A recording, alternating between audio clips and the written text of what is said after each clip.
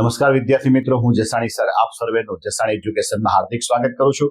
આજે આપણે આઈએમપી 1602 કહેતા પાર્ટ બી એની અંદર આપણે એક્ઝામ્પલની જે સિરીઝ ચાલુ છે, જેમાં ધોરણ 12 સાયન્સ ફિઝિક્સ ચેપ્ટર 4 ગતિમાન વિદ્યુત ભાર અને ચુંબકત્વ એનો પાર્ટ એ, જેની અંદર આપણે 7 કે 8 એક્ઝામ્પલ લીધા છે. બાકીના જે એક્ઝામ્પલ છે આપણે આ વિડીયોની અંદર લેવાના છે, જેમના માટેના અગત્યના સૂત્ર જુઓ તો ચુંબકીય ક્ષેત્ર B બરાબર μ0I/2r, r એટલે ત્રિજ્યા કહેતા B ચલે છે 1/r, r વધારે તો B ઓછો. સમાન અંતરે રાખેલા પ્રવાહધારિત બે સળિયા માટે એકબીજા પર લાગતું બળ તો F બરાબર μ0Ia/Ib L/2πd, જ્યાં L એટલે સળિયાની લંબાઈ અને D એટલે બે સળિયા વચ્ચેનું અંતર. અહીંયા ટોર્કનું સૂત્ર પણ પૂછે છે અથવા તો દાખલા માટે ઉપયોગી છે NIAB sin θ અથવા M ક્રોસ B. M એટલે ચુંબકીય મોમેન્ટ અને B એટલે ચુંબકીય ક્ષેત્ર. ચુંબકીય ડાયપોલની અક્ષ પર B બરાબર μ0/4π ગુણ્યા 2πm/x3 કહેતા B ચલે છે 1/x3. લંબ દ્વિભાજક પર જુઓ તો μ0/4π m/x3. અહીંયા 2m આવશે, અહીંયા ખાલી m આવશે કહેતા B ચલે છે 1/x3. ગેલ્વેનોમીટર માટે પણ યાદ રાખવાનું કે flux phi NAB/K into I. ગેલ્વેનોમીટરને એ મીટરમાં જો કન્વર્ટ કરવું હોય તો Ig/RG/I-Ig. Ig એટલે ગેલ્વેનોમીટરનો અવરોધ, ગેલ્વેનોમીટરનું હોલ મીટરમાં જો કન્વર્ટ કરવું હોય તો V/I0 -RG. એટલા જે સૂત્રો છે અગત્યના છે. જો હજી 3 એક્ઝામ્પલ આપણે લીધા છે, ત્રણેય 2 માર્કમાં પૂછે એવા છે. બહુ સરસ રીતે છે.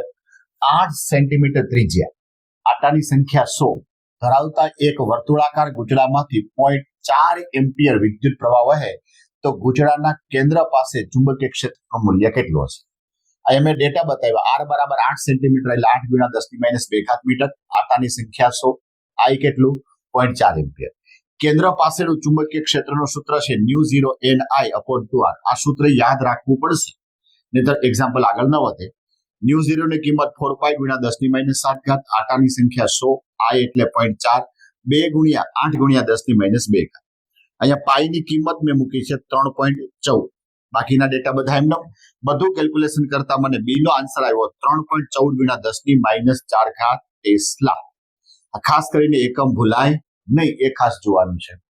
આવો જ સ્વાધ્યાયનો બીજો એક્ઝામ્પલ છે કે એક લાંબા સીધા તારમાંથી 35 એમ્પિયર પ્રવાહ વહે.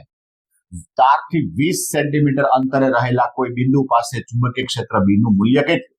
તો કે I બરાબર 35 એમ્પિયર, R 20 સેન્ટીમીટર એટલે 0.2 મીટર. ચુંબકીય ક્ષેત્રનું સૂત્ર યાદ રહી જશે μ0I/2πr. μ0I/2πr. ખાસ કરીને સૂત્ર યાદ રાખવાના અને Q સૂત્ર કોના માટે છે એ ખાસ જોવાનું. μ0 ની કિંમત 4π × 10⁻7, I એટલે 35, 2π ગુણ્યા 0.2. હવે અહીંયા પાઈ ઉડી ગયા, 4/2 એટલે 2.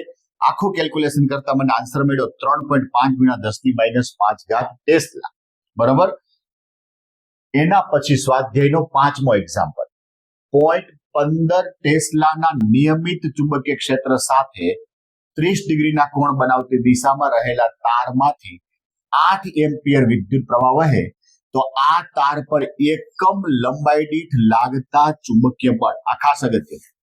એની પહેલા મેં ડેટા લખ્યા. B બરાબર 0.15 ટેસ્લા, I એટલે 8 એમ્પિયર, θ 30. મારી પાસે ચુંબકીય બળનું સૂત્ર છે F બરાબર ILB. હવે એકમ લંબાઈ એટલે લંબાઈ અહીંથી ક્યાં આવે? છેદમાં. માટે સૂત્ર શું બની ગયું? F/L. તો અહીંયા શું વધ્યું? IB sin θ. એટલે આ શબ્દ જો તમે પકડશો તો, નહીતર તમારે એક્ઝામ્પલ આગળ ન થાય. માટે F/L = IB sin θ. I એટલે 8, B એટલે 0.15, sin 30 એટલે 1/2. બધું કેલ્ક્યુલેશન કરતા 0.6. હવે અહીં જોજો એકમ મૂકવો પડશે. F એટલે ન્યૂટન અને L એટલે મીટર, માટે ન્યૂટન પર મીટર લખી લો. જોજો સ્વાધ્યાયનો 3જો એક્ઝામ્પલ અને 6થો એક્ઝામ્પલ બે અથવા તો 3 માર્કમાં પૂછે. સમક્ષિતિજ સમતલમાં રહેલા એક લાંબા તારમાંથી 50 એમ્પિયર જેટલો વિદ્યુત પ્રવાહ ઉત્તરથી દક્ષિણ દિશામાં વહે છે. તારની પૂર્વમાં 2.5 મીટર અંતરે આવેલા કોઈ બિંદુ પાસે ચુંબકીય ક્ષેત્ર મેળવો. હવે પહેલા મેં ગ્રાફ બતાવ્યો છે, પશ્ચિમ, પૂર્વ, ઉત્તર અને દક્ષિણ, એમાં સળિયો આવી રીતે છે. બરાબર છે. આ સળિયાથી 2.5 મીટર ઉત્તરે પી બિંદુ છે અને ત્યાં મારે ચુંબકીય ક્ષેત્ર શોધવા. તો અહીંયા તો પહેલા જમણા હાથના અંગૂઠાનો ઉપયોગ કરો, જેના કારણે એમ કહેવાય કે દિશા આ સમતલમાંથી બહારની તરફ હોય છે. I બરાબર 50 એમ્પિયર, R બરાબર 2.5. સૂત્ર બને B બરાબર ν0 I upon 2 pi R. હવે ν0 એટલે 4 પાઈ ગુણ્યા 10⁻7 ગુણ્યા 50, 2 પાઈ ગુણ્યા 2.5. આ ઉડી ગયા. માટે જવાબ આવ્યો 4 ગુણ્યા 10⁻6 ટેસ્લા. આ આન્સરની સાથે અહીંયા દિશા પણ આપણે બતાવવી પડે, માટે ઉધ્વ દિશામાં બહારની તરફ એટલે સમતલમાંથી બહાર આવતું હોય એવી રીતની દિશા થઈ. આકૃતિ ન દોરો તો ચાલે 2 માર્કમાં. આવી જ રીતે છઠ્ઠો એક્ઝામ્પલ છે. 3 સેન્ટીમીટર લંબાઈના તારમાંથી 10 એમ્પિયર વિદ્યુત પ્રવાહ પસાર થાય, જેને એક સોલેનોઇડમાં તેની અક્ષને લંબરૂપે મૂકેલો છે. તાર આવી રીતે મૂક્યો છે, અક્ષ આ રીતે છે, લંબરૂપે મૂક્યો છે. ચુંબકીય ક્ષેત્ર 0.27 ટેસ્લા છે, તો કેટલું બળ લાગતું હશે? 3 સેન્ટીમીટર એટલે 3 ગુણ્યા 10⁻2 મીટર. I એટલે 10 એમ્પિયર, B એટલે 0.27 ટેસ્લા અને અહીંયા શબ્દ વાપર્યો લંબરૂપે, માટે અહીં થીટા બરાબર કેટલા થાય? 90. તાર પર લાગતું ચુંબકીય બળ F બરાબર ILB sin થીટા, માટે થીટાની કિંમત 90, માટે sin 90 એટલે 1, માટે સૂત્ર બની ગયું ILB. માટે F બરાબર 10 ગુણ્યા 3 ગુણ્યા 10⁻2 ગુણ્યા 0.27, માટે આન્સર થયો 8.1 ગુણ્યા 10⁻2 ન્યૂટન. આ એક્ઝામ્પલ ની અંદર આકૃતિ જરૂરી છે. 2 માર્કમાં હોય કે 3 માર્કમાં હોય, આકૃતિ ન હોય તો તમારો માર્ક કપાઈ શકે છે. જોજે આ બંને દાખલા પણ 3 માર્કમાં પૂછાય અને આકૃતિ જરૂરી છે. 4 સેન્ટીમીટરના અંતરે રહેલા 2 લાંબા સીધા અને સમાંતર તાર A અને B, સીધા અને સમાંતર છે A અને B, જેમાં A માં 8 એમ્પિયર અને B માં 5 એમ્પિયર વિદ્યુત પ્રવાહ એક જ સમાન દિશામાં વહે છે. તો તારના A ના 10 સેન્ટીમીટર લંબાઈના વિભાગ પર લાગતું બળ. હવે મારી પાસે આ 2 તાર, આમાં IA આમાં IB, 2 વચ્ચેનું અંતર D. તો D કેટલું લેવાનું? 4 સેન્ટીમીટર, 4 ગુણ્યા 10⁻2 metre. IA 8 ampere, IB 5 ampere. કેટલો લંબાઈનો સળિયો લેવાનો? 10 સેન્ટીમીટર એટલે 10 ગુણ્યા 10⁻2. તાર A વડે B પર લાગતું બળ આ સ્પષ્ટ જરૂરી છે, અથવા તો B પર A વડે લાગતું બળ F બરાબર ν0 IA IB L upon 2 pi D. માટે 4 પાઈ ગુણ્યા 10⁻7 ગુણ્યા 8 ગુણ્યા 5 ગુણ્યા 10 ગુણ્યા 10⁻2 છેદમાં 2 પાઈ ગુણ્યા 4 ગુણ્યા 10⁻2. અહીંયા પાઈ ઉડી ગયા, 2 વડે ભાંગ્યા એટલે 2, આ 2 4 વડે ભાંગ્યા એટલે 2 અને 8 એટલે 4 ભાંગ્યા 8 ભાંગ્યા 2 એટલે 4. માટે છેલ્લો જે આન્સર છે આપણને મળ્યો 200 ગુણ્યા 10⁻7.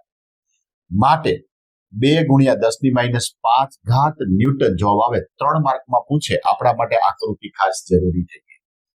આવો જ એક્ઝામ્પલ 8મો છે. 80 સેન્ટીમીટર લંબાઈના એક સોલેનોઇડમાં પાસે 400 આટાવાળું એક એવા 5 આવરણ વીટેલા છે. સોલેનોઇડનો વ્યાસ 1.8 સેન્ટીમીટર છે. સોલેનોઇડમાં 8 એમ્પિયરનો પ્રવાહ વહે છે. હવે અહીં જોજો, લંબાઈની સાપેક્ષ આનો વ્યાસ ઘણો બધો નાનો છે, માટે એમ કહેવાય કે મોટા સોલેનોઇડ માટે વાત થાય. એક આવરણમાં 400, તો 5 આવરણમાં કુલ આટા કેટલા? તો કે 400 ગુણ્યા 5 એટલે કેટલા થાય? 2000 થાય. આટાના વૈસા એકમ ન હોય. I બરાબર 8 એમ્પિયર, L બરાબર 80 સેન્ટીમીટર એટલે 80 ગુણ્યા 10⁻2. સોલેનોઇડના કેન્દ્ર પાસેનું ચુંબકીય ક્ષેત્ર B બરાબર ν0 સ્મોલ n I. હવે સ્મોલ n એટલે કેપિટલ N ના છેદમાં L, માટે ν0 capital N I upon L. માટે 4 પાઈ ગુણ્યા 10⁻7 ગુણ્યા આટા એટલે 2000 ગુણ્યા I એટલે 8 છેદમાં L એટલે 80 ગુણ્યા 10⁻2.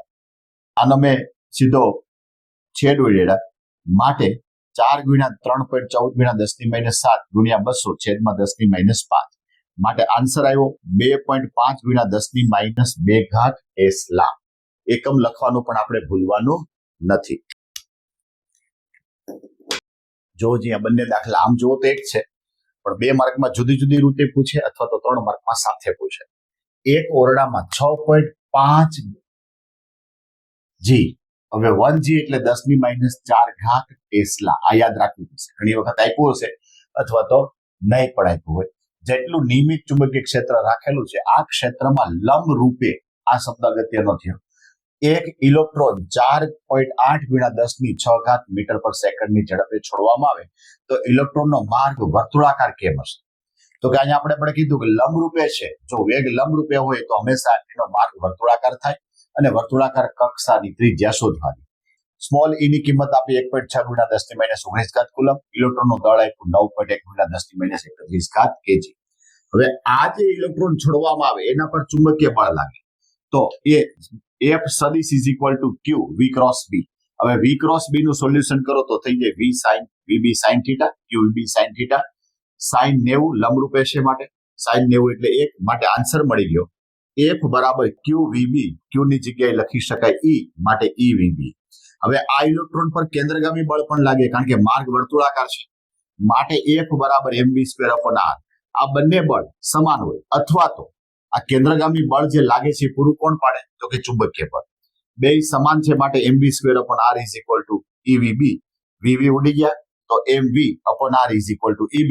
r ને કરતા બનાવો તો સૂત્ર બન્યું mv/EB.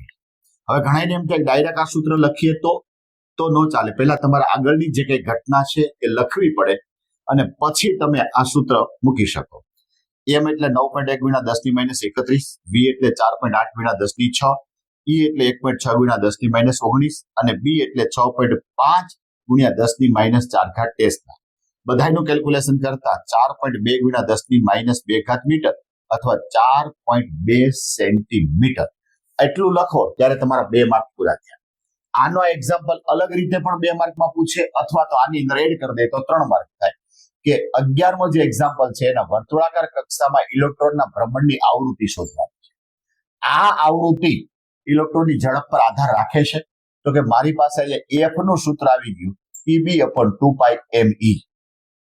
E એટલે 1.6 ગુણ્યા 10⁻19, B એટલે 6.5 ગુણ્યા 10⁴, 2 ગુણ્યા 3.14 ગુણ્યા 9.1 ગુણ્યા 10⁻31 માટે 1.82 ગુણ્યા 10⁻7 હર્ટ્ઝ. હવે 7 ની જગ્યાએ મારે 6 કરવા હોય તો 1 પહેલી બાજુ ગયો એટલે 18.2 ગુણ્યા 10⁶ હર્ટ્ઝ. હવે 10⁶ એટલે એને શું કહેવાય? મેગા હર્ટ્ઝ કહેવાય. માટે આવૃત્તિ બની 18.2 મેગા હર્ટ્ઝ. હવે પહેલો જે આપણો આન્સર હતો કે વર્તુળાકાર કેમ, તો કે વેગ કેવી રીતે છે? લંબરૂપે છે માટેનો માર્ગ કેવો બને? વર્તુળાકાર. આવૃત્તિનો આધાર એ વેગ પર છે નહીં. બરોબર. આપણે અત્યારે આ વિડીયોની અંદર એમ કહેવાય કે 8 થી 10 એક્ઝામ્પલ સમજાવ્યા છે અને જે એકદમ ઈઝી વેમાં સમજાવ્યા છે. બોર્ડની અંદર પૂછે તો કેટલું લખી શકાય, કઈ કઈ બાબતે ભૂલ થશે એનું પણ આપણે ધ્યાન દોર્યું છે.